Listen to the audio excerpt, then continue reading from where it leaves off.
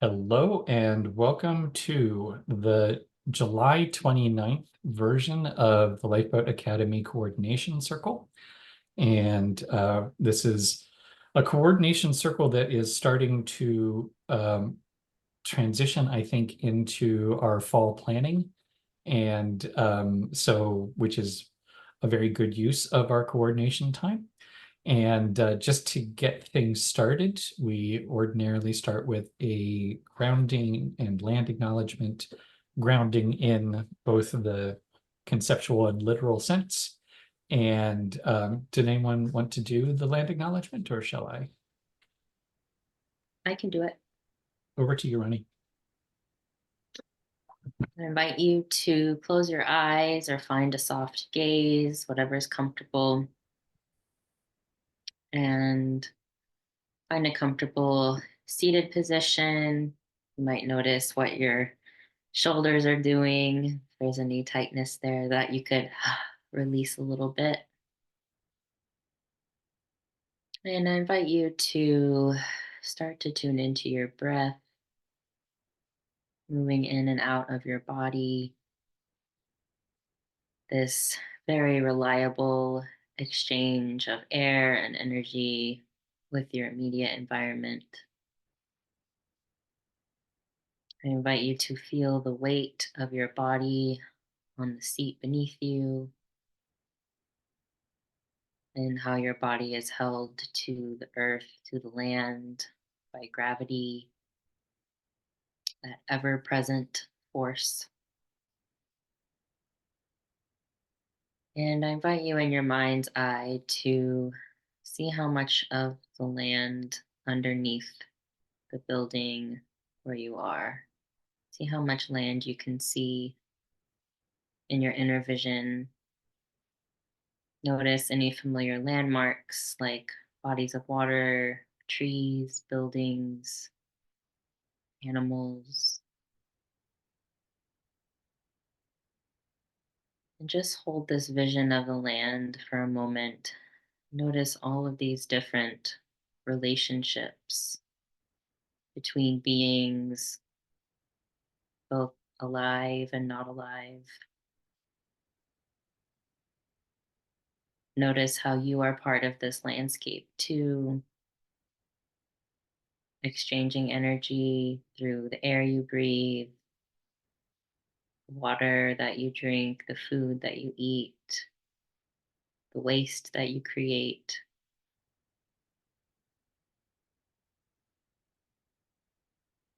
And as you hold the vision of this landscape, I invite you to imagine all of the ancestors, all of the people who have stewarded this place before you, all the way back through time. We're also in deep relationship with place.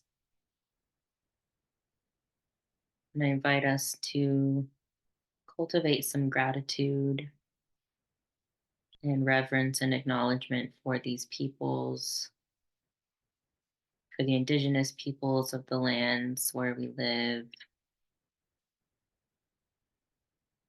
And I will specifically name the Tonkawa people of so called Central Texas,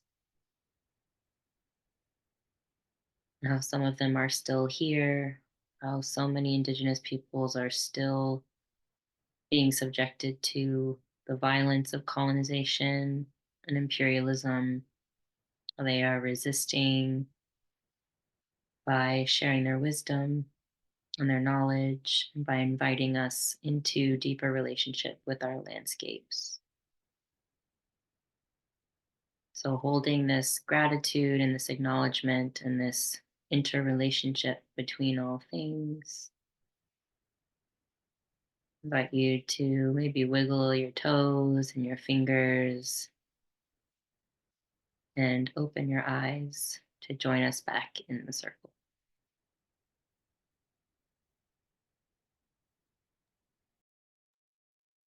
Thank you, Ronnie. So the circle as I see it is Roland, Ronnie, me, and April will be joining us, but she'll be late today. And as a check-in question, I'm going to propose that we do twice around, once just a personal check-in, and then come back around and talk about agenda items.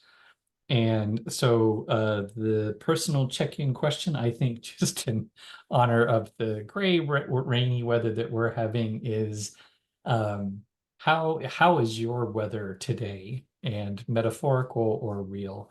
So over to you, Roland. How is the weather for you? I think my weather is fine.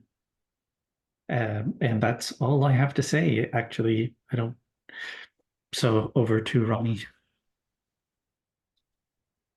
My weather has been pretty stormy, cloudy, hard to see, and I feel like it's slowly there's rays of sunshine peeking through, and the smoke and fog or smog and clouds or whatever is starting to move out of the way, and yeah, clearing up a bit. So that feels nice. Over to you, Ben. Yeah, I feel like I am, the weather is giving me an opportunity to practice, because it's just been such not what I expect for this time of year weather. And I am noting that what I expect and what is are two separate things, and it doesn't mean what is wrong.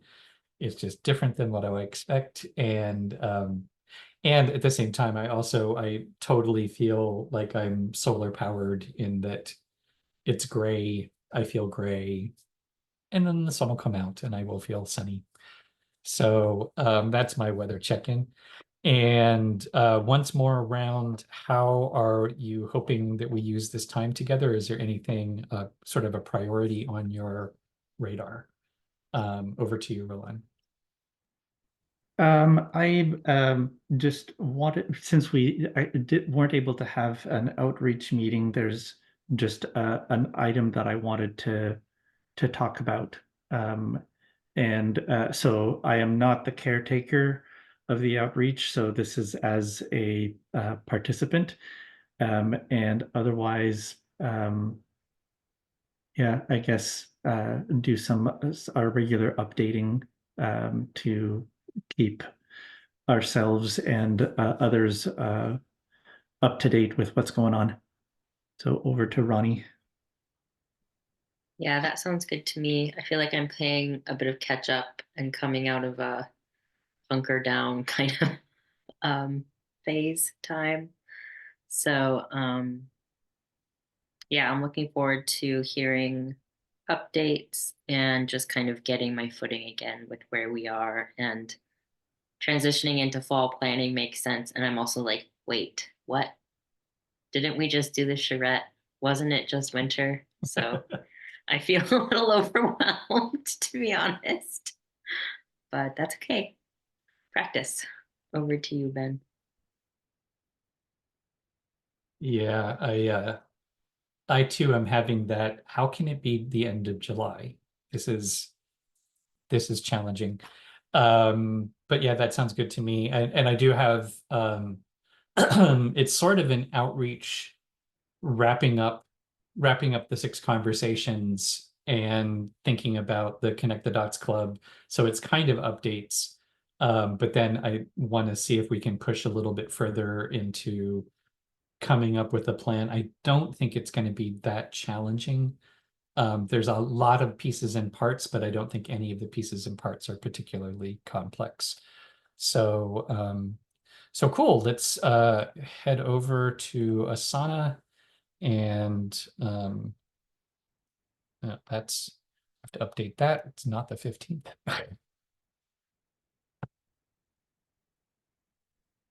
And right. So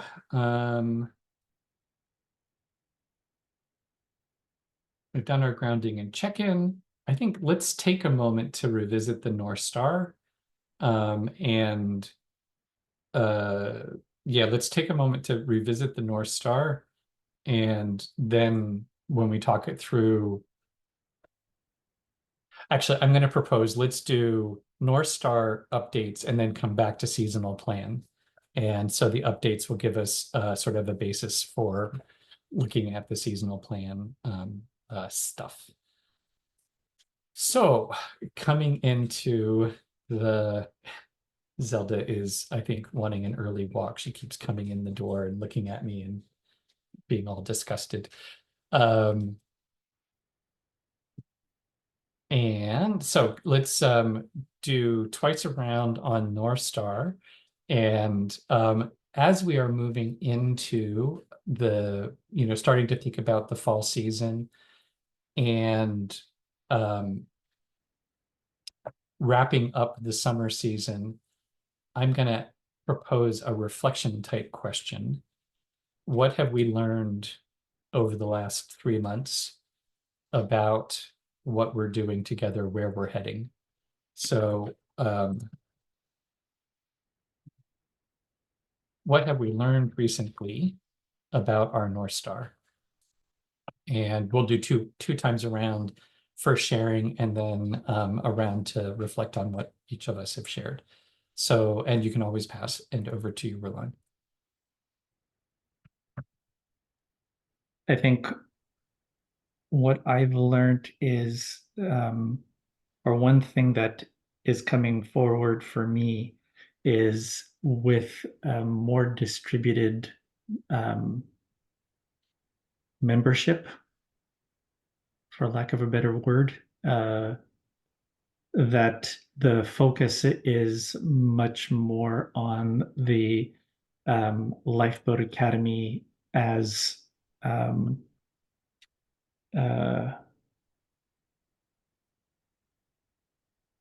don't know the word. I want to say amorphous, but it's not necessarily that. It's not amorphous as in ephemeral, but rather that the land-centered, there are several, now the Lifeboat Academy now is several land-centered places on the planet. There are different lifeboats that are connecting. And so the focus on the Lifeboat Academy campus is the energy is redirected to a certain extent, redirected or channeled differently, something like that. So over to Ronnie.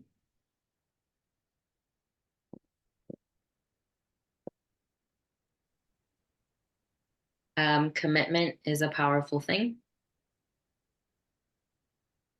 Can I only do one at a time? No, just free association. Keep going. And talking about collapse and resilience and lifeboat building is not super popular. And I mean that in the context of the world and the mainstream. Yeah. Over to you, Ben.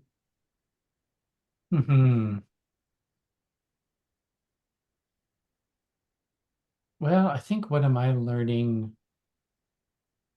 There are different channels that I think it is possible to have different channels going on at this sort of different development streams happening at the same time. And in part, that can kind of feel like it's losing focus, but I don't think it is. I think it's actually weaving things together. And yeah, I think that open question of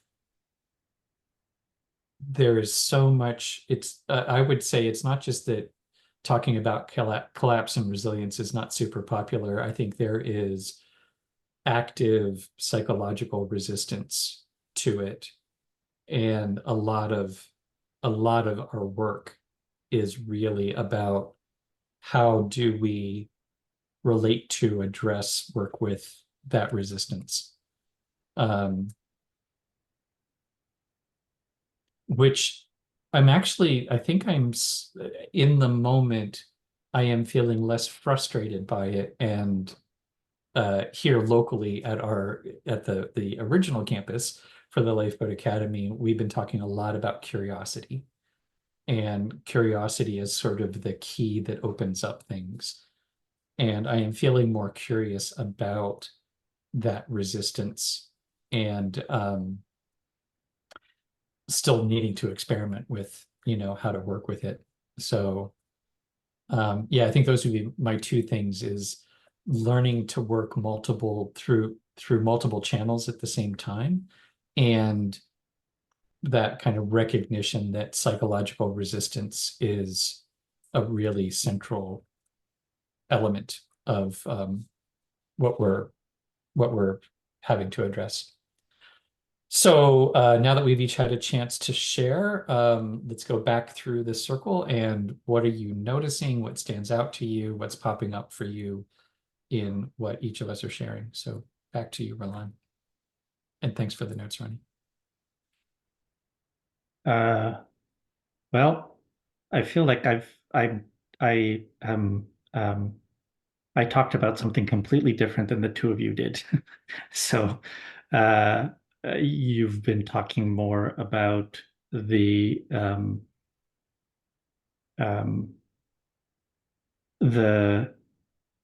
things that you're noticing. I think also challenges about what we want to talk about, and what the Lifeboat Academy is putting forward as its curriculum. So that's what I'm noticing. Over to you, Ronnie.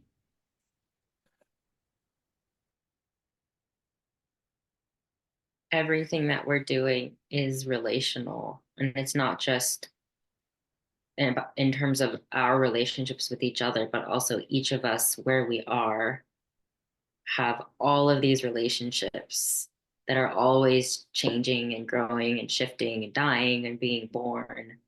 And so as we're working to flesh out the Lifeboat Academy, both the place-based campus and the network, we're contending with all of these different relationships in everybody's lives.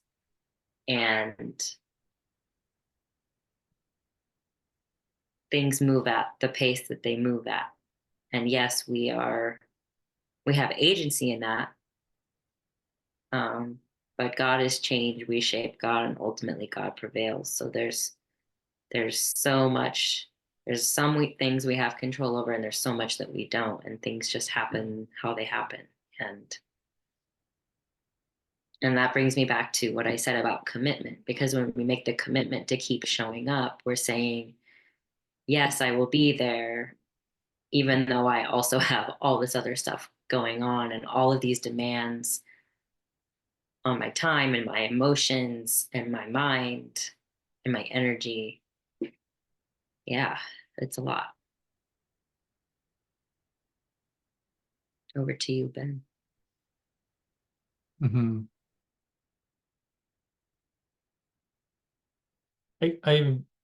I think I actually want to go back around again, because I don't understand, Roland, how you think you're talking about something different. Because I kind of felt like maybe I misunderstood what you were talking about in terms of the several different places, and how that's sort of redirecting effort. Because I was thinking that's actually kind of the channels. I think that was sort of yeah, I thought there was a connection there between thinking about the different channels, because one of the channels is thinking about this legal stuff, which is only really relevant because of trying to figure out how to raise money and purchase a property. And that's definitely one of the channels, and the interplay between what's happening here locally and what we're trying to do. And that is supported by all of the different nodes around the world. And then what Ronnie was saying, that draws us into all of those other relationships, right? And all of those other circumstances. So to me, it feels like it's all connected. And so I'm not sure. I guess I just want to check to see why you felt like you were the odd one out. So anyhow, over to you. Okay, I'm the one who misunderstood. So thank you for giving more detail. And I agree with what you're saying. So over to Ronnie. Yeah, ditto, both of you, and ditto me. Sometimes I forget myself, so I'm like, yeah, I said good stuff too. Mhm. Yeah, over to you, Ben. Yeah, cool. I think let's go on to updates. And I think I'm going to just do the updates here rather than going into the guilds, just for ease in note taking. Because it seems like the big things that we have to update on Six Conversations, Connect the Dots Club, legal developments, farm activities, and that's really one for each of the guilds. So I guess, yeah. So where are we in terms of the Six Conversations? I know we still have, just looking at the, right, we have the subtasks left in that. We're really at the wrap-up stage. We wanted to debrief, and we have some next steps which have to do with communication. And so I guess we'll just do once around. We've all been involved in the Six Conversations. So I guess, Ronnie, why don't you start with your version of updates and where are things, and then we'll just continue around and we can add to it. Yeah, so we finished the Six Conversations a couple weeks ago, I believe. It was around 2 weeks ago. We had pretty solid engagement throughout. We had a core group who were present for pretty much every conversation. I want to say it was 6 or 7 people consistently, which is what our goal was, around six, at least 6 people per session. So we hit our goal, which is awesome. I think we did a really good job to keep things pretty realistic in terms of anticipating people showing up. Um, I think the sessions went really well. We also got feedback from people that they really enjoyed them, and people got different things out of the sessions. Um, in terms of, we wanted to do some social media engagement after the sessions, and there was a Facebook post that I think Ben made asking for people to weigh in on what their experience was like, what their takeaways were. I made a comment on it, and then after that, I didn't check back to see if there were other comments. So I don't think there was a whole lot of engagement with that, um, which is kind of making me think more about having more conversations about how we use social media, and is that something that we want to keep doing in that way. But yeah, I'm curious to talk about potentially um, doing another round of Six Conversations. Hi, April. Um, in the future, how soon we might want to do that, and also what does our continued sort of relationship building with the participants look like. Yeah, that's what I got. Over to Ben, or Mhm. okay. And April, just to bring you up to speed, we're going through updates now. And so you can see the notes. We just started doing updates. We did a little bit of time looking at our North Star and check-ins. And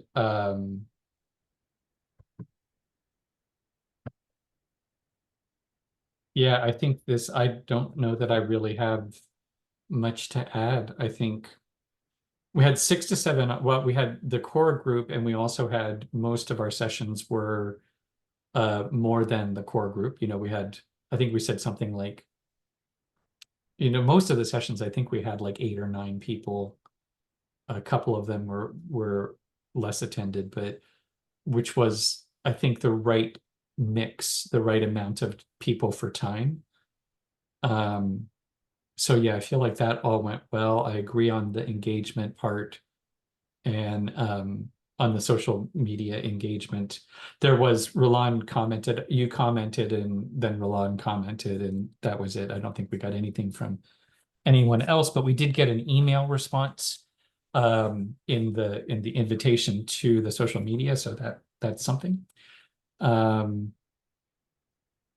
Yeah, I don't know that I really have anything else to add. So, and I'll put April, I'll put you after Roland. So it'll be, the circle will be Roland, April, Ronnie, me. So Roland, over to you.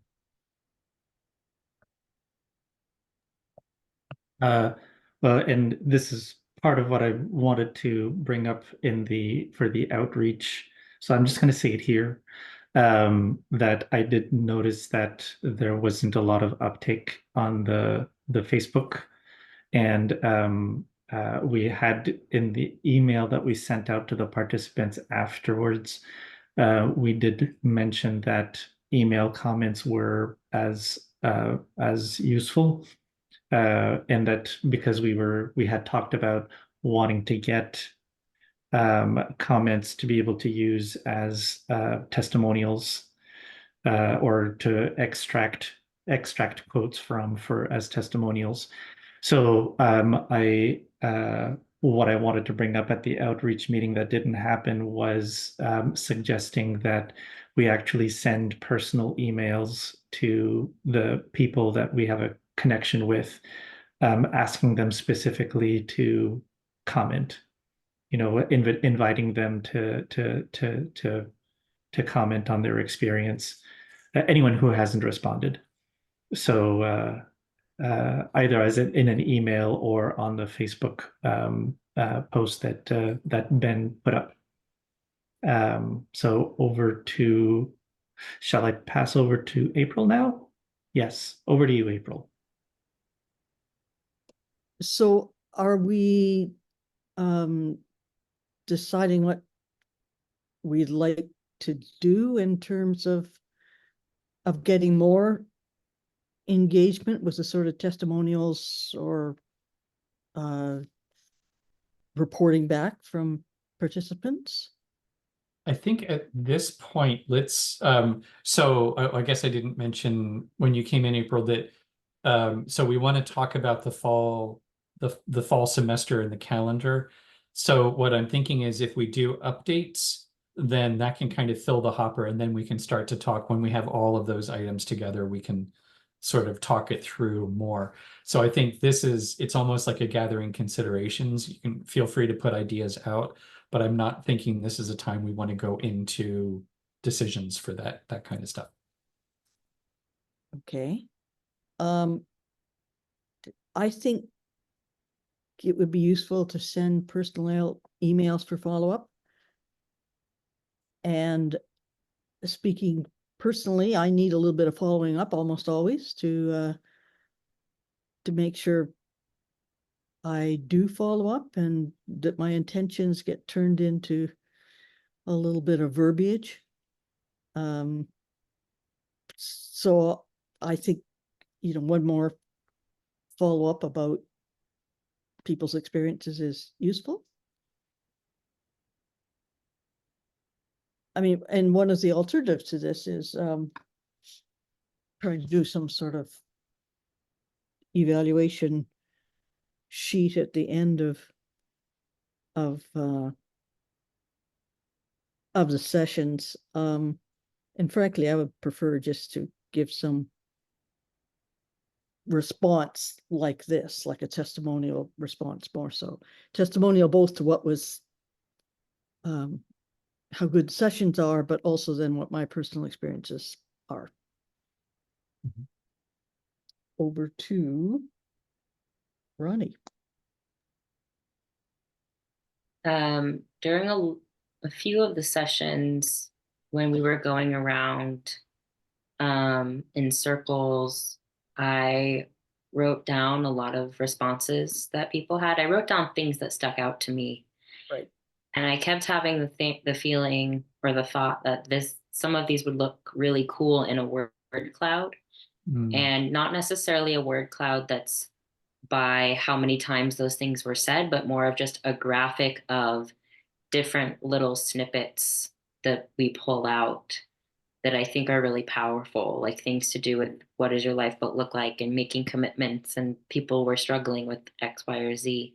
But I think it'd be cool to make even a few graphics that we could then post on social media and say, these are phrases that came out of our 6 conversations about building lifeboats. Um, this is the kind of work that we do. It's relational. It's about processing all the things that you need to process to be able to do this work. We invite you to join us. Here are some of our offerings. Just as a different way of kind of show, don't tell what we're about. Right. Oh, over to Ben. yeah, I like that.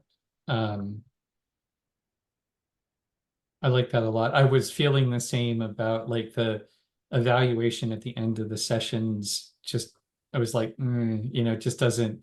It sort of feels like a mismatch between how we're trying to work, Yeah. and and I've got my own hang up around asking for follow-up. Like doing the follow-ups with people. I've got to figure out how to, because where is that balance point between pestering people and nudging people, and is it that we're not asking the question in the right way, or we're not, that there's a different form for doing it. Yeah, and I kind of feel like I keep putting the social media part in a hopper of there's all sorts of stuff about how we relate on social media that I feel like I'm maybe just in information gathering mode. I feel like I don't know that yeah, I feel like I'm just kind of in input mode rather than decision mode around social media. I think the bottom line is it doesn't work the way we think it does or should, in terms of like we'll put something on Facebook and people will talk about it, and that engagement just isn't happening. Um, and I think it's also, and this may go back to before you came online, April, we were talking about in our North Star was reflecting what have we learned recently about our North Star. And one of the things I was mentioning was actually, I think Ronnie brought it up initially, and then there's like psychological resistance against thinking about resilience, thinking about collapse, confronting the grief, confronting the overwhelm. And I think that that's kind of what's showing up, or I think that's part of this conversation. You're not going to just bang out a Facebook, comment that's going to be deep and meaningful, and anyhow. So, yeah, I feel like this is all good information coming in, and I'm agnostic about what happens to it. So I'm passing over to Roland. I was just thinking, and I hadn't really thought very deeply about it, but it may actually be finding ways to get people to not try to come up with the deep thought. That's something that I'm finding that, a little frustrating, is that people are trying to be floating, they're trying to have anyway, just like, are there ways of getting people to be able to just connect directly with how they're feeling about things, and getting engagement happening that way, instead of having to pause and try to think about what is the most enlightened way of saying how they're feeling. And that's actually part of our process, isn't it, with Circle, is that we're all feeding into into this thing that is more than ourselves, and that showing up really truly and just saying this is how I'm feeling is the way that we and responding to what's happening in the circle is how that magic happens. But then how do you transfer that into a written form, or a virtual form? Mhm. I was thinking about, are there ways that we can just give more information, I was hoping through the testimonials for getting ideas on how to have just like story in the stories section in our social media, of just having little snippets about the six conversations, of the success of the six conversations, because we put out ads about it, and then we have the one post asking people for feedback, or not feedback, but comments. But we haven't actually said, this is what happened. It was really great. This is what we got out of it. And there could be a whole bunch of these little things as a way of, if you participate, this is the kind of thing that happens. Right. So I think that that's a way that we're not using social media, or I'm not thinking of any examples right now of how we're using social media. There's a lot of sort of neutral. The memes that I'm making are really neutral, in the sense that they don't really ask for any kind of engagement, and they don't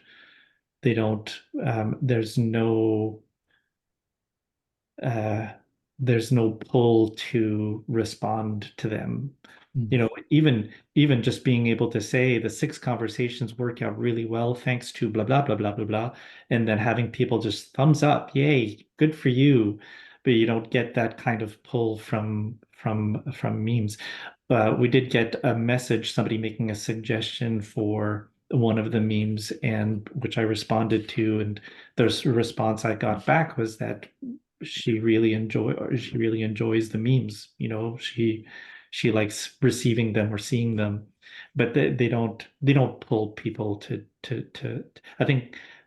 I still think that they're a good idea, because they are representative of the way that, well, kind of we're thinking about it, but because I don't get a lot of feedback about them, the more about how I think about the Lifeboat Academy.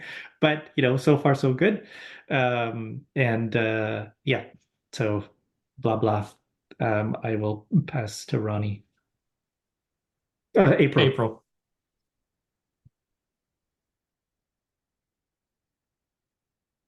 So we're sort of talking about two things here. We're talking about whether people need to make a carefully crafted,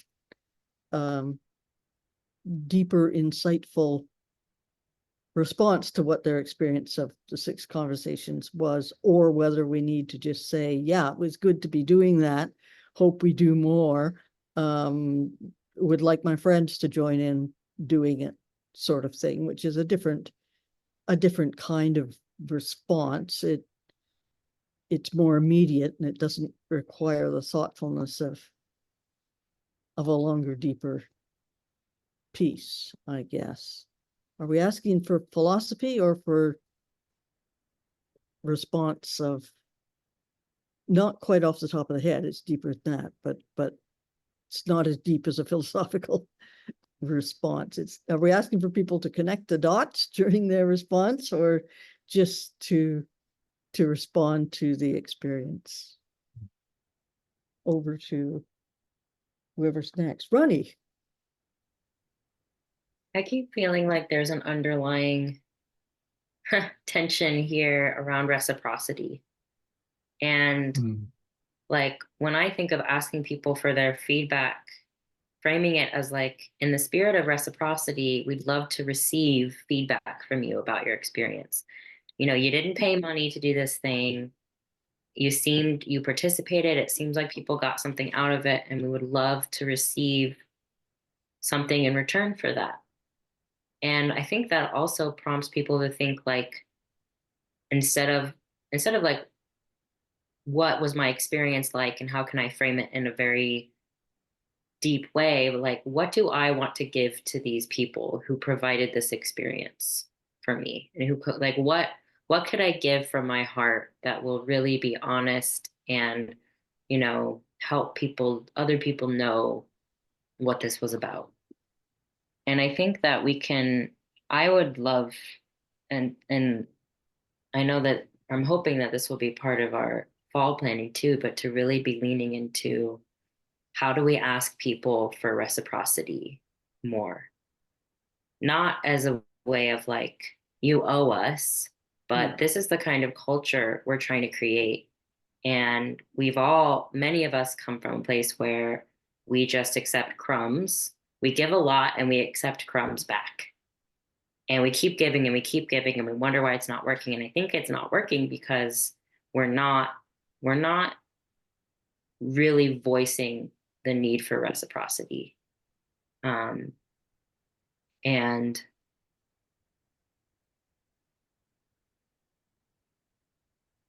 and what that also means is when we ask for that, we're asking people to grow, to come up against an edge and think, well, what can I give back? I'm not really sure. Well, let's have a conversation about it.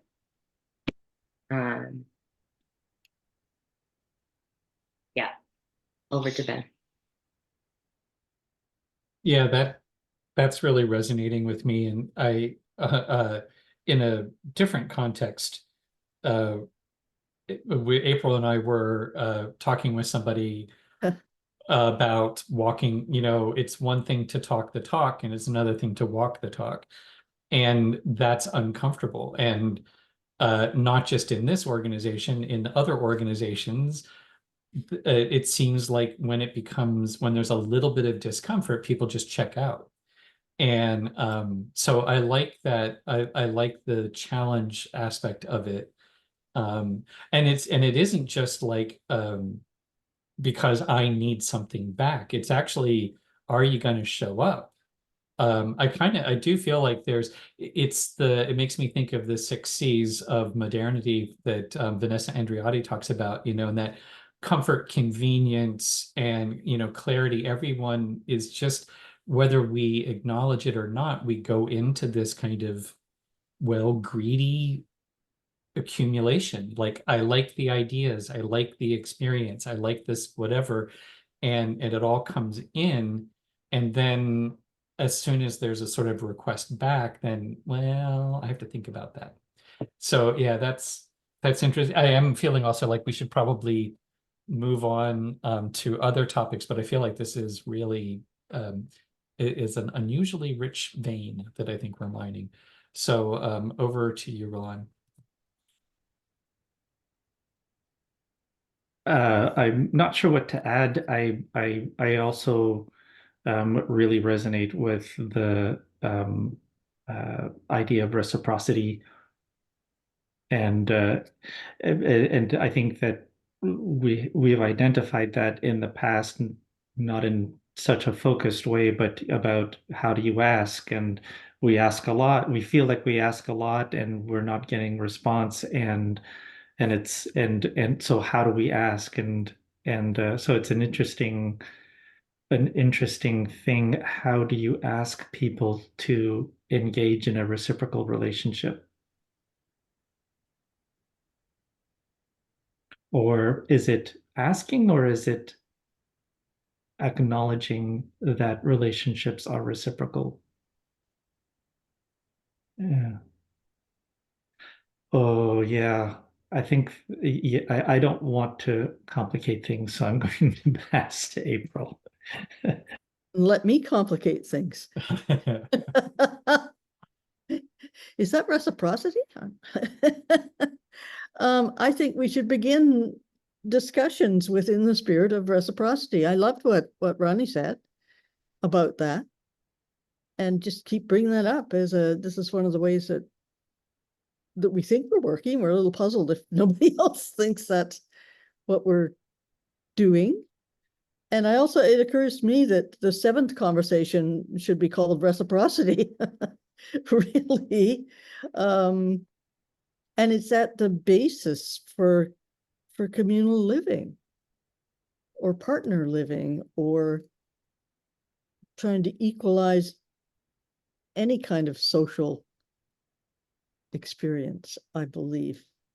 And the people that I love most in my life are the ones who understand reciprocity and get to it before I do even. Over to Ronnie.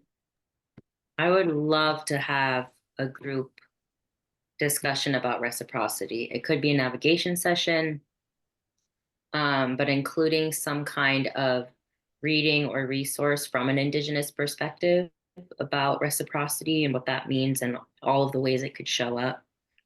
I think that that would be, I mean, I agree with like April. I think this is foundational to what we're trying to do. And it's kind of, we have talked about it a lot, and at times it also kind of, we forget about it, or I forget about it. I'll speak for myself. But I think if we really do more to center that, that could be really powerful. Over to Ben. Well, and I think with that, it makes a perfect segue to start talking about the Connect the Dots Club in the fall semester. And what are the continuations of those conversations? So where I think we are with the Connect the Dots Club is we now have we've created the Miro board. It's populated, it's semi-organized. We're ready to invite people to add to that and to use it. And I think we have also laid out what we're going to do. I think we can work through some of the particulars, but this is clustering and then discussing the relationships between the clusters, prioritizing within the clusters, and then figuring out what to do with it, what the so what is. It seems like we've got a clear plan. So I think we're ready once we still have to, this is part of the fall schedule. How many times do we want to meet? How do those meetings work with, other aspects of what we're talking about? Yeah,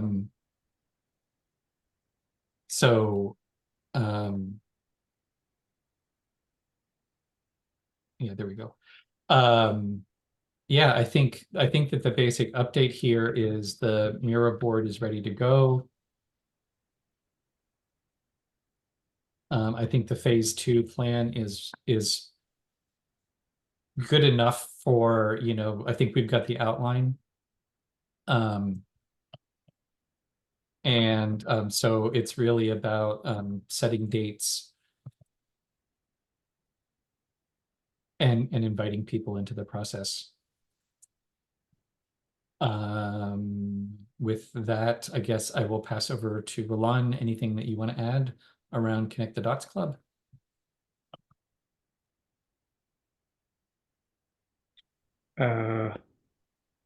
Not without going into what phase 2 is. I agree.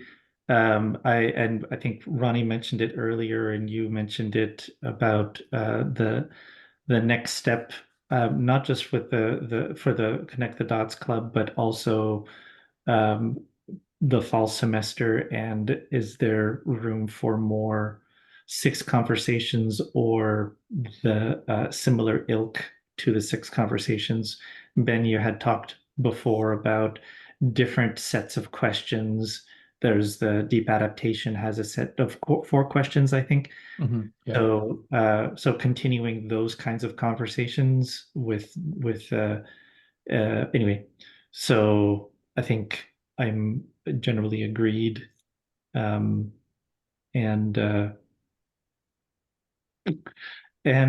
yeah, and I think it's not. It's also in thinking about the fall semester events. It's also thinking about how they link together, and are there ways in which they can also support each other? These different things.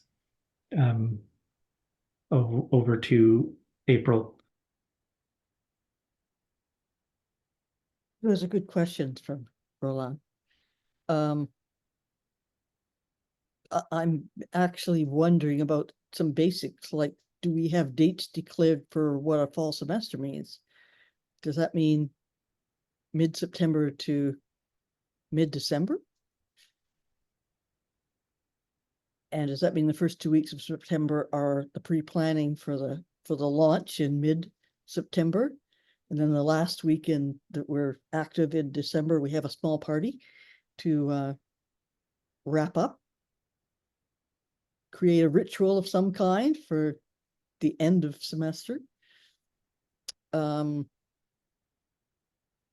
I really do agree that thinking about how the activities support each other is, and if there's some that have dependencies or sequences attached to them, Yeah. what are those?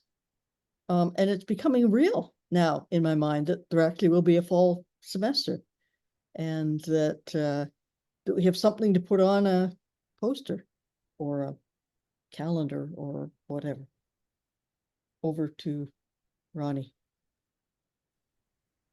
Yeah, this all sounds good to me, including the questions. And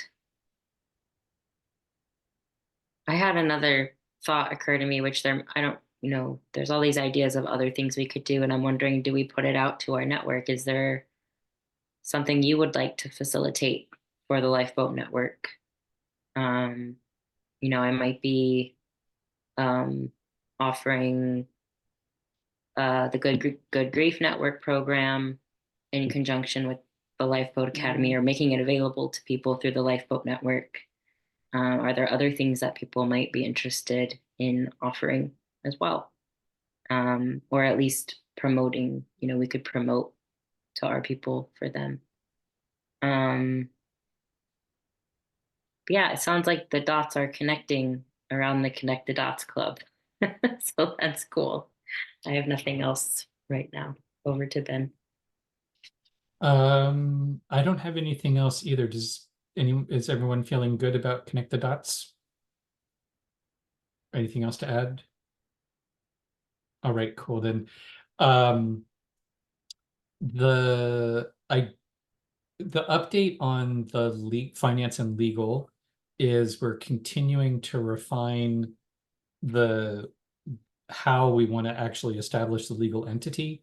I think the last conversation with the lawyers was really productive. And then we had a meeting without the lawyers to continue that.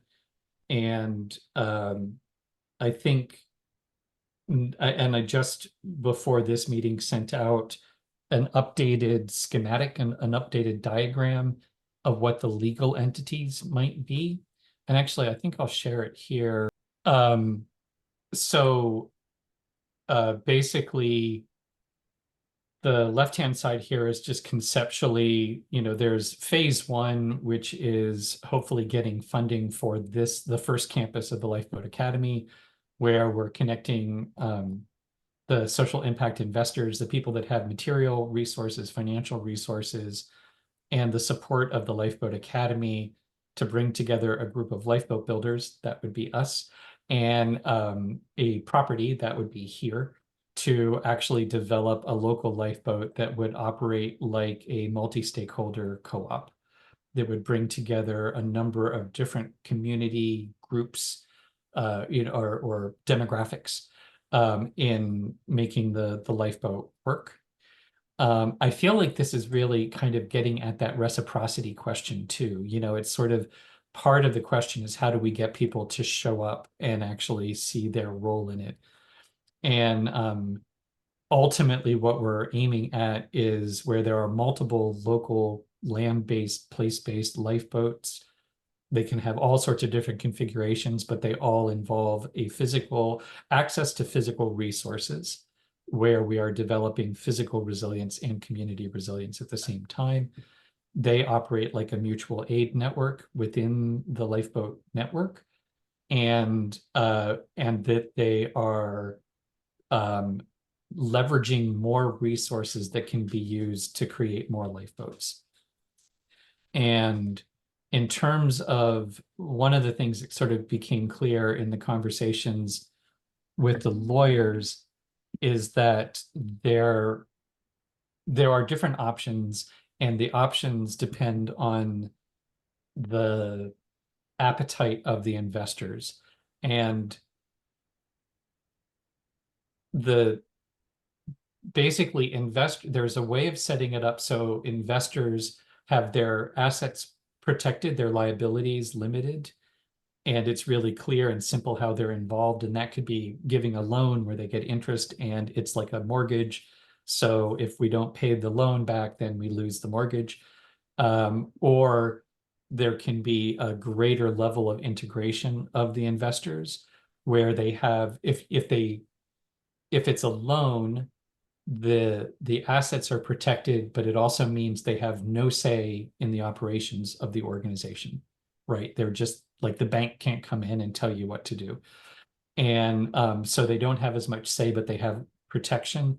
At the other extreme, if they were shareholders, then they would have active involvement in the management of the organization, but then they're also sort of more implicated and there's less neatness around their financial investment. So that's kind of where things are at. And the purpose of putting this together was so that we can have a simple option A, option B, and then we can go talk to investors and say, you know, the advantage on this one is you're just loaning money and and it's neat and tidy. And the advantage of this side is you're actually involved in the project and it's a little bit more complicated. So I think that's all I need to say there. I'll leave this up just in case there are any questions around the diagram, and over to you, Roland.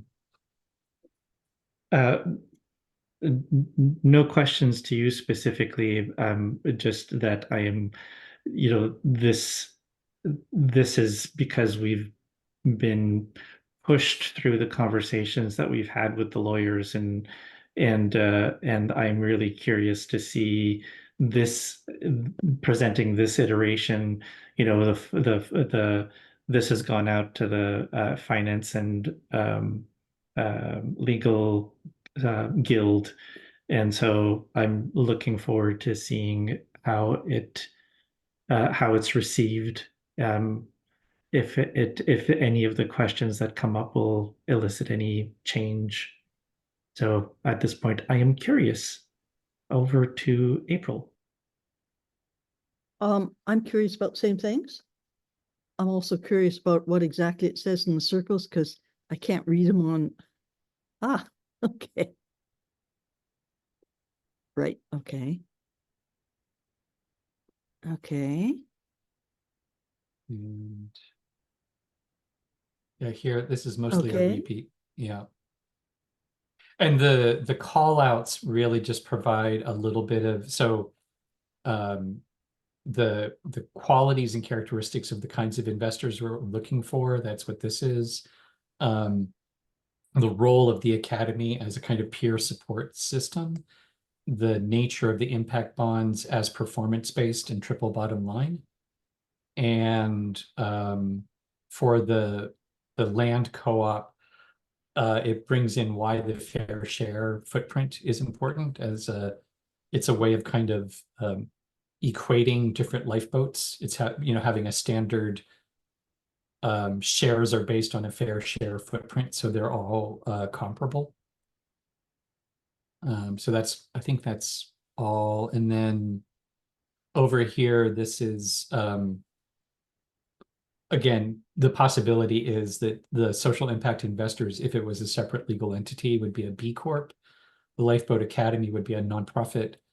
The local lifeboats would be a multi-stakeholder co-op, and the land commons would be a co-op of co-ops. So it'd be an organizational co-op. And that's just, it's to give some people something to push against. So anyhow, that's what the words say. Back to you, April. Okay. Thank you. I find these models really helpful because I find myself trying to explain to people what the investment part of this is, and how it's different than regular investing. And this helps me to understand that, and also it shows what all the different entities are and that why they are for different reasons, I think. So that's helpful. That's all I have to say on to Ronnie. Yeah, I think that these make sense and they are fairly simple, even though the concepts have evolved over time and are fairly complex, especially compared to what people are used to in the extractive economy world. So yeah, I think it looks awesome. And they're, once you're zoomed in enough, I think they're very easy to read and grasp. So yeah, I'm also excited to see how this translates to hopefully investors in the future. Back to you, Ben. Cool. Yeah, the ditto, the curiosity. I feel like probably the key differentiation for potential investors is the qualities and interests of people investing in a lifeboat as opposed to the social impact investors. Social impact investors are going to be a different type and looking for different things. Not that there can't be people that want to do a little of both, but people who are investing in a lifeboat are buying real estate. You know what I mean? Like they're buying into a community, whereas the impact investors are looking at how to use their money in an effective way. So I do feel like that kind of makes it's a very different what you're looking for as a community investor versus as a social impact investor. All right, cool. Then moving on, that kind of covers. Oh, and actually the other thing I wanted to say about it is, Ronnie, your comment about looking to see how other people in the network might want to offer things ties into some of the legal stuff, because time banking, like, and actually the reciprocity kind of, if we can, and I set up a meeting. There's a guy who is a time bank guy in Ohio, I think, New York or Ohio. Anyhow, I've set up a meeting with him on Friday to talk about, how would we establish a time bank for the Lifeboat Academy? So that in terms of both reciprocity and people offering things, we might have a system that, what I'm hoping is that he has kind of a turnkey system. Here's the software where, enter this in here, and this is your, you can start your time bank.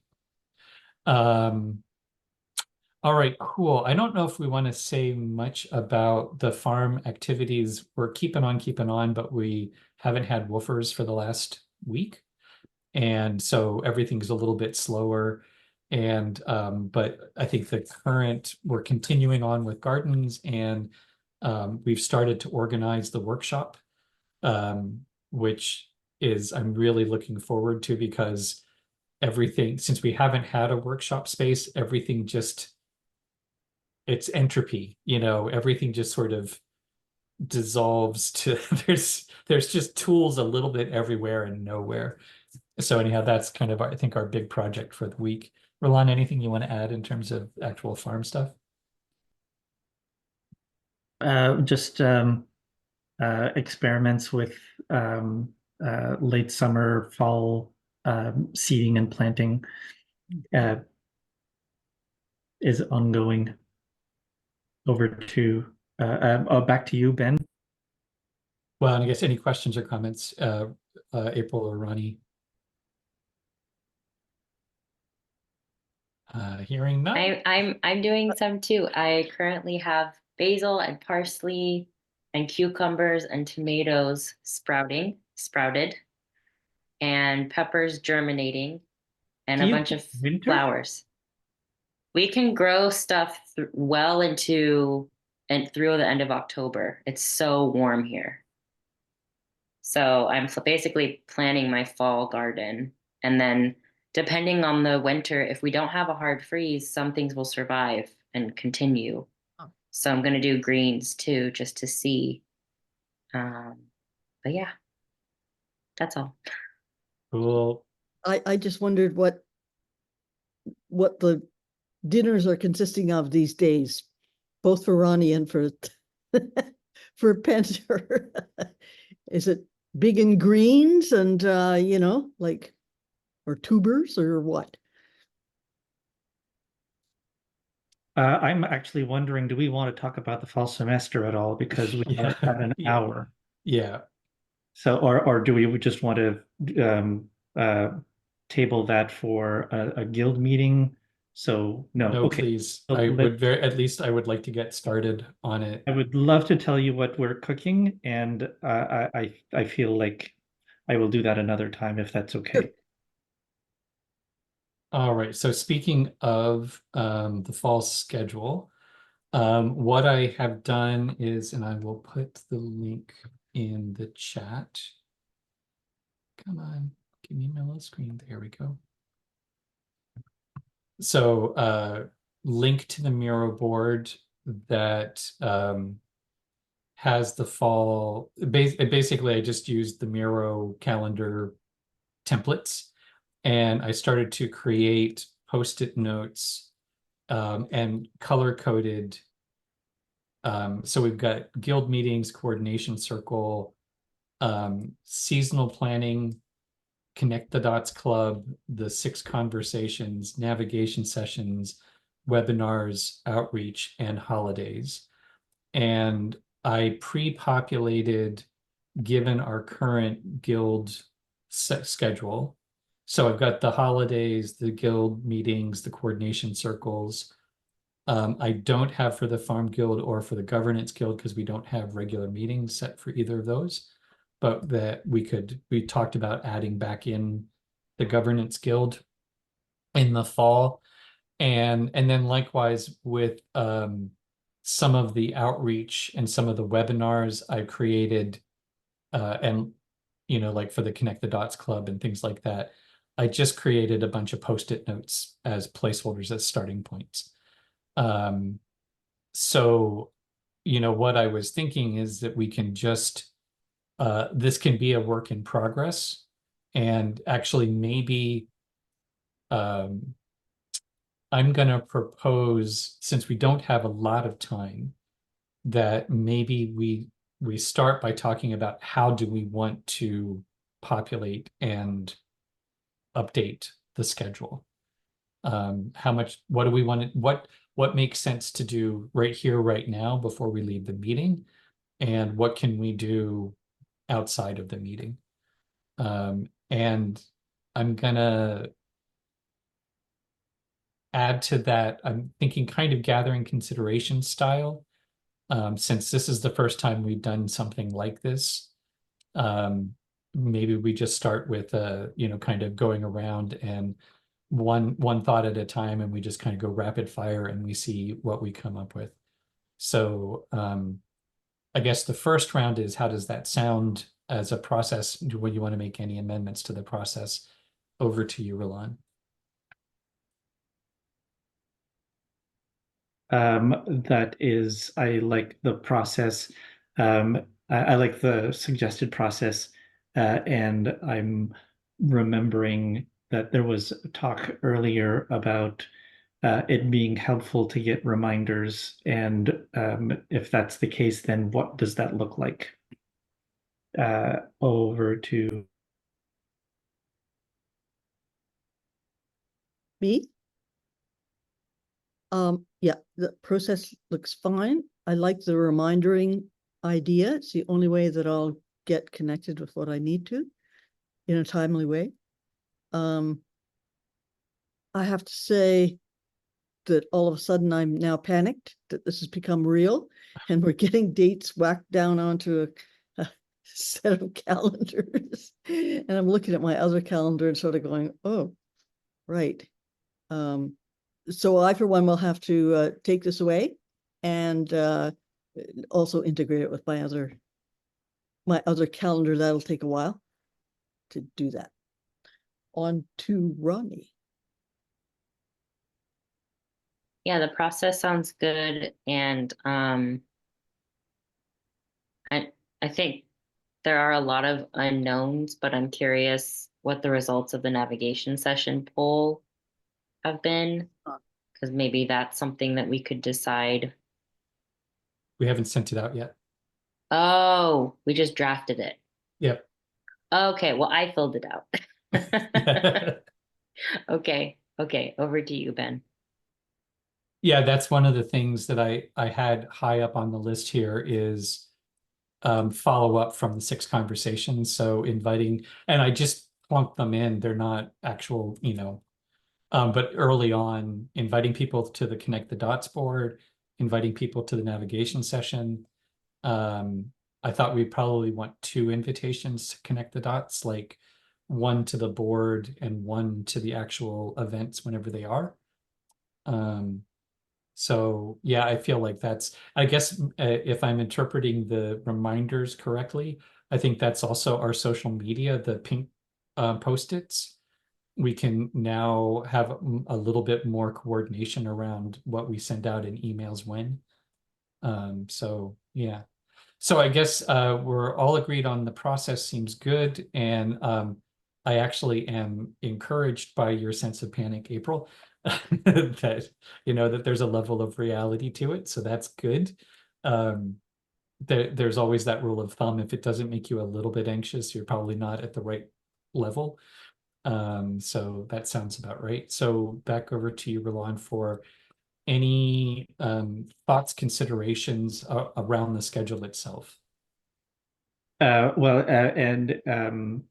It is, I guess it's around the schedule. It is about the reminders. I've heard reminders are good, and sending out reminders is really uncomfortable. So if I can get some clear guidelines about how you want to be reminded and how often, and then I can do that.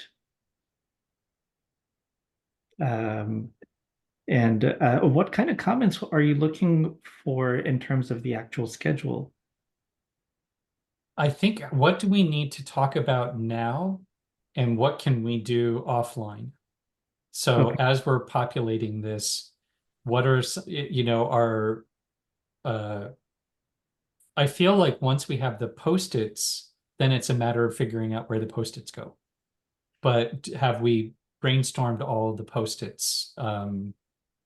That's like the kind of thing that I'm thinking about. Okay. Okay. I will pass to April. That's what I'm thinking about too. And I'm wondering, can we for a minute take a look at the post-it legend under key to see what's all there? By holiday, do we mean that we are mutually declaring particular times that are holidays? Like Halloween? Thanksgiving? I just did stat holidays and plus Halloween, which is not a stat holiday, but yeah, Oh, for me it is. me too. Thank you. I guess that's over to you, Ron. I would like to get our seasonal planning meeting on the calendar, and I'm proposing 2 weeks from today, which would be the 12th. And I think that that would be well timed to set us up for getting things together and what outreach is going out when. I think all of the categories are great. I'm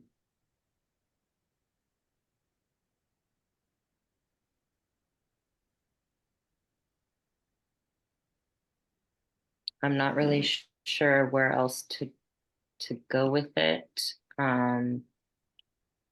We know we're going to have navigation sessions regularly. We know we're going to have Connect the Dots Club fairly regularly. I just keep thinking about planning the regular things first, and then we can sprinkle in the one-offs much more easily, like a webinar or two. And also being realistic about how many things we can offer, how much we have energy for. Yeah, over to you, Ben. Yeah, I think that's so. I agree. And one of the questions I have is the relationship between Connect the Dots and the conversations. What I kind of laid out here was that the Connect the Dots basically takes the role of the weekly conversations until we're done with it, and then it turns back into some form of conversations. But it could be, we talked about doing themed navigation sessions. So it could be actually that rather than having the 6 conversations, the navigation sessions are thematic, and so they're parallel to the Connect the Dots Club. So that's one sort of open question that I have. The other part that's similar to that is what happens after the Connect the Dots Club. So, if Connect the Dots is identifying the resources and the sort of the curriculum, is there something that follows from that? Or does that happen next semester? So that's kind of an open question for me. And that's what my one point. So in the considerations, I'll pass on. So over to you, Roland.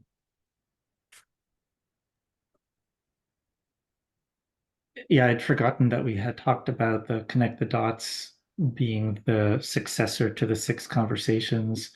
I'm wondering if there is an also and possibility here, where, because I think that there is value in having the 6 conversations, and so it might be figuring out, maybe actually putting the 6 conversations in the category with the webinars, something that is not offered regularly, but is maybe offered in a cyclical fashion. So 6 conversations, because I think that there's an opportunity to refine the 6 conversations sessions, and also having themed navigation sessions that allow to ask other questions and give a kind of experiment with giving a focus to those sessions. And then also in terms of how much we can conceivably offer, I think that's really excellent to bring up and to talk about. And I think that that's also something that is emerging, because there's the question around the time banking, and that then you were connecting with Ronnie's suggestion about having other people doing offerings, and so we could find ourselves in a situation where we can offer more once we figure out how that fits in with time banking and the time banking system that we want to use, and blah, blah, blah, blah, blah. So over to April.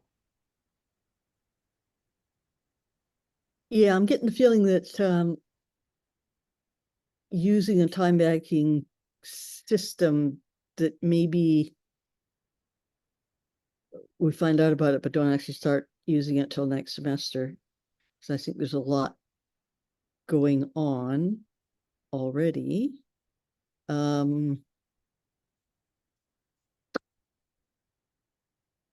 like the themed navigation sessions. I think that's a really good idea. I have the feeling we need to get the Connect the Dots Club kind of over with before we do another 6 conversations.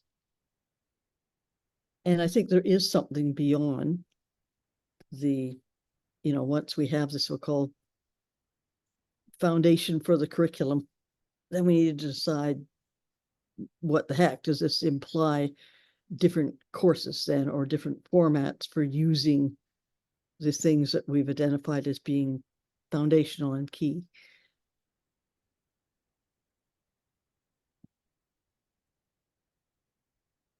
That's all I have to say about that. Over to Ronnie. I have thoughts.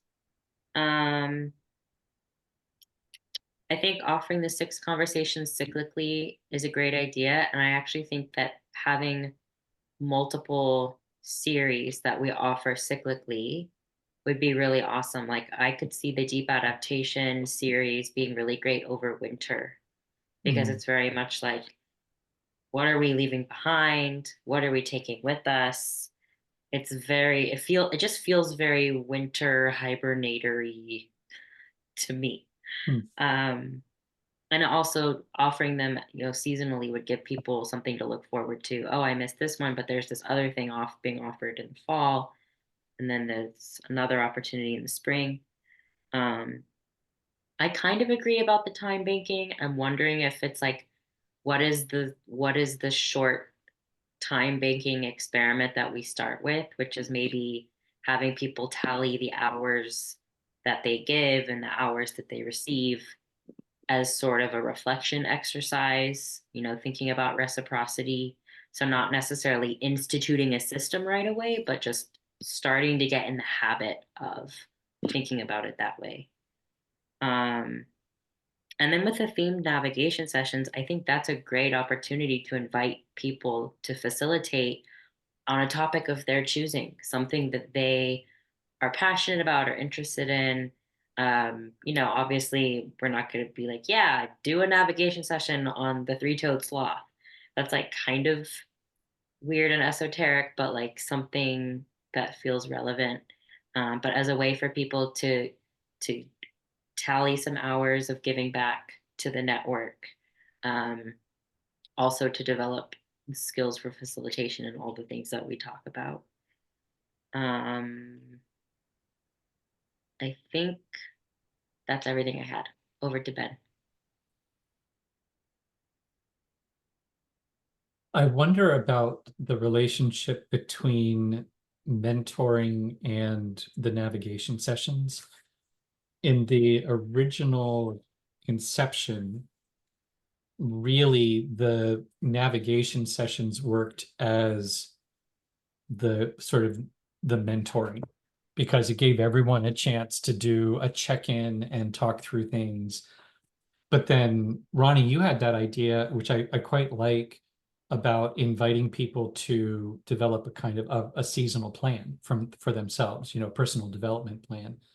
So I like the theme navigation sessions, but then that moves away from it being a mentoring role, mentoring support. And then, and I think if anything, I would push the mentoring off to the spring semester because I think that might take a little bit more thinking about what does that look like.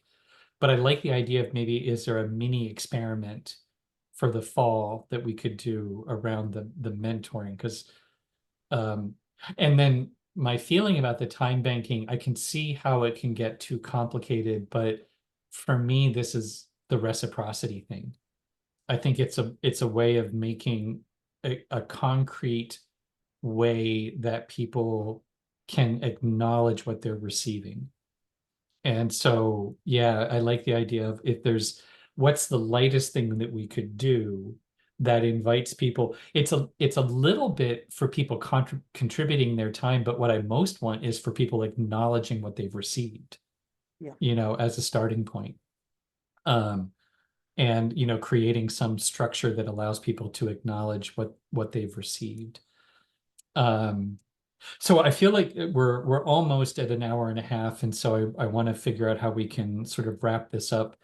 I like Ronnie's suggestion that we aim for 2 weeks from today as that's when we establish the fall schedule. Before then, though, I think I want to get permission to do the last bit of follow-up on the 6 conversations, inviting people to the Miro board for the Connect the Dots Club. So how do we make sure that happens? And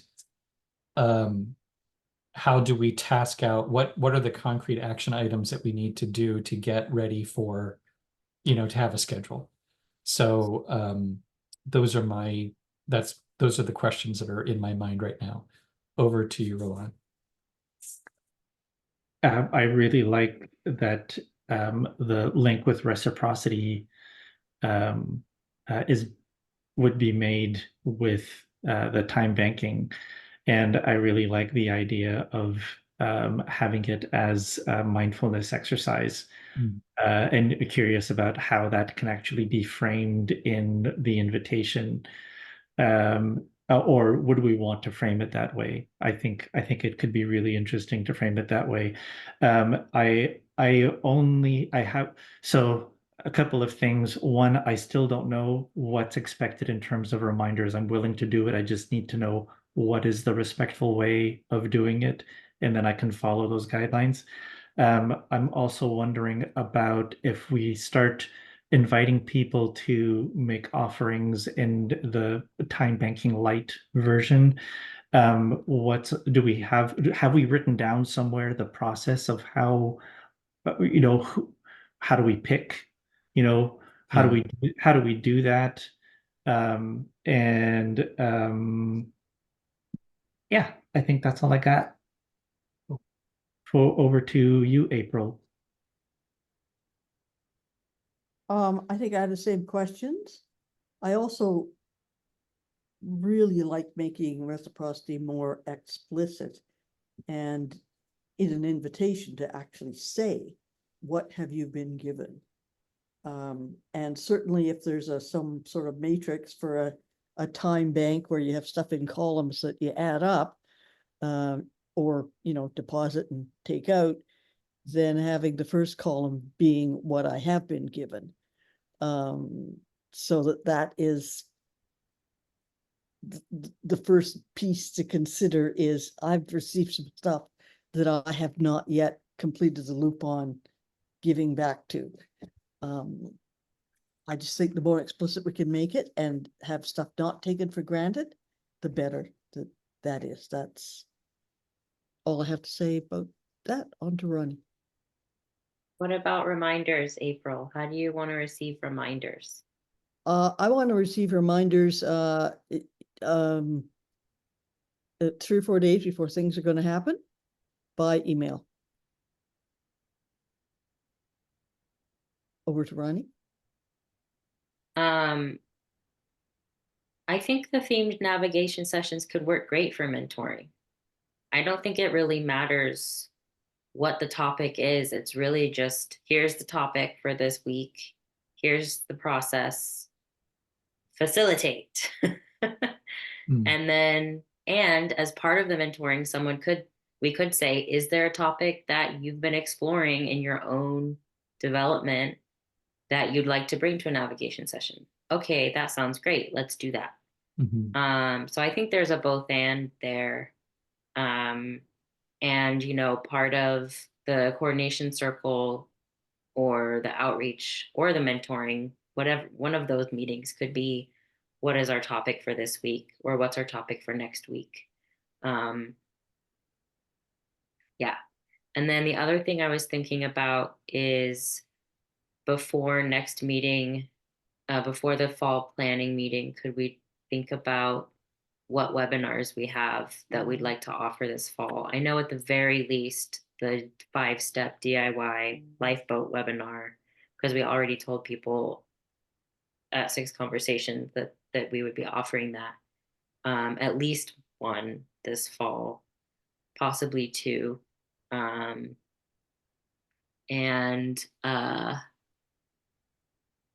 Oops, let me go to the not blurry. Yeah, that was really what I was thinking about. Yeah, so yeah, I think that's all I have for now. Over to Ben. I had an aha when Roland was asking about I think it was Roland. How do we pick the offerings? I think in terms of sequence, the Connect the Dots Club happens first, because that's actually, we're co-creating what are the relevant topics that are part of resilience.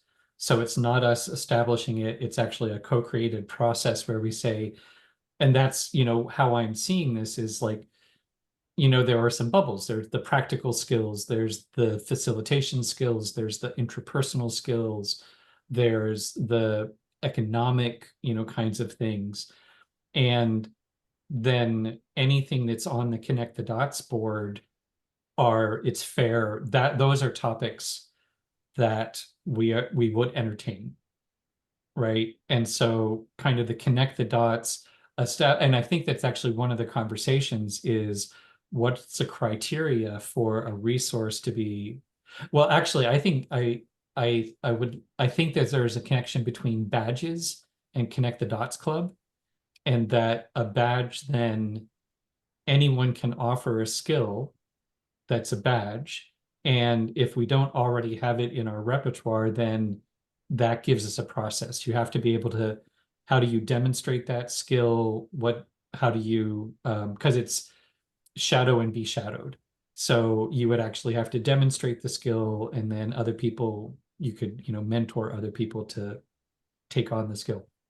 So I think the connect the dots creates the criteria for when we accept, it's not three-toed sloths. It's, it has to be something to do with building resilience in a broad sense. Yeah, so it does feel like this is starting to come together. I'm wondering about how do we stop today, and who's going to do what moving forward. And I'm feeling like somehow we should take this offline. Because so yeah, thoughts on, do we want to do like an email out just to say this seems like the next steps, and who's willing to take them on? Over to you, Roland. Email, please. I think that's a great way for us to be able to segue and to actually start using email. Last thing that I wanted to add was there's a bit of a chicken and the egg with I like the idea of the Connect the Dots being the first thing that we do before starting to take suggestions, and at the same time there is the potential that people start thinking about what they would like to offer, and that helps to populate the Connect the Dots Miro board. I was thinking of Ronnie, with your offering. I don't know if you've added anything to the board. I haven't looked at it, but are there anything from what you want to offer, any books that could go onto that board as part of the mix of resources that the Connect the Dots Club would be? So, and other people who we could invite to, like Sandra and herbalism and whatever, so it's a bit of like, yes, I think it's a good idea to start the Connect the Dots Club to be able to sort of zero in on the things that we talk about, and also, it could also be a way of getting more suggestions. Over to you, April. What was the question again?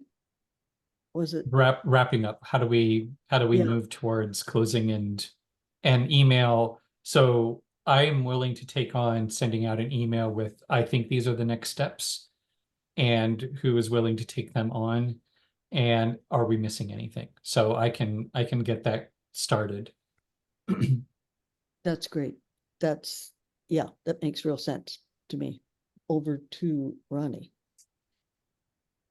Yeah, I agree. I think that's a great idea. And I think part of that is we could just start proposing dates for things before the next meeting.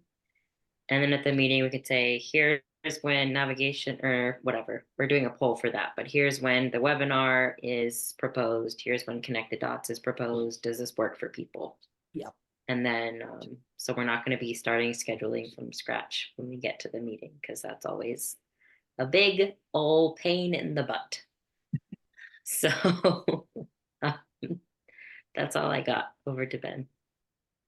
I think and that's why I think this Miro board, that's why it's here, right? So it's so simple, move, do that, right? So that's how we can start scheduling things, and they're post-its, so we can always be moving things around. If it seems like there's a conflict, then we can just talk through that stuff. So yes, I want to empower everyone to start putting Post-its on the board, on the calendar. Add Post-its if there's a webinar that you think makes sense, or, you know, whatever. And the only other thing that I want to say is there's also in the back of my mind the investor track. So I think a lot of what we've been talking about is the sort of mentor track. And I also want to be thinking through purposefully about how we do outreach to potential investors now that it's, I think, Knockwood, this is the first time I've actually put a Post-it on like the dates, but I think we will be legally established in September. Yeah, So I think as of September, there will be a legal entity. And so I want that also to be kind of part of our thinking in terms of schedule. So I think then major next step is I'm going to send out an email with a list of potential next steps, and to go from that. Everyone is authorized to move things around on the schedule, and we want to make sure that high on that list is follow up with the 6 conversations for feedback and invitations to the Connect the Dots Club and that kind of thing. And beyond that, are there anything that's hanging out for you before we close? Over to you, Roland. Over to April. I want to have a party called LEAP, which is Legal Entity Acceptance Party. Maybe we can figure out where to put that on the calendar. Over to Ronnie. That is very important because this has been many years in the making. So yes. And it's BYOC, bring your own cake, as is our our winter holiday party. BYOCE, bring your own cake, etc. It's a proposal though. But yeah, this sounds great to me, and I think this was a massively productive meeting. Over to Ben. Yeah, it was a little bit long, but I feel like we're doing a lot of, and I think this is lean into the process. Is you know, we know we need to do seasonal plans, and it just sort of happens that we're they're coming up as they need to come up. So yeah, I feel like this has been really useful. How exciting actually that we're going to have like a 4-month window of here's what's happening, and we don't have to, you know, we can just have everything. We could actually write all of them emails in September and just schedule them and never have to worry about sending an email for ever again. Anyhow, thank you all for the extra time and the flexibility. And yeah, I'll be contacting us all with an email shortly. Bye. Bye. Take Bye. care. Talk to you soon. Bye.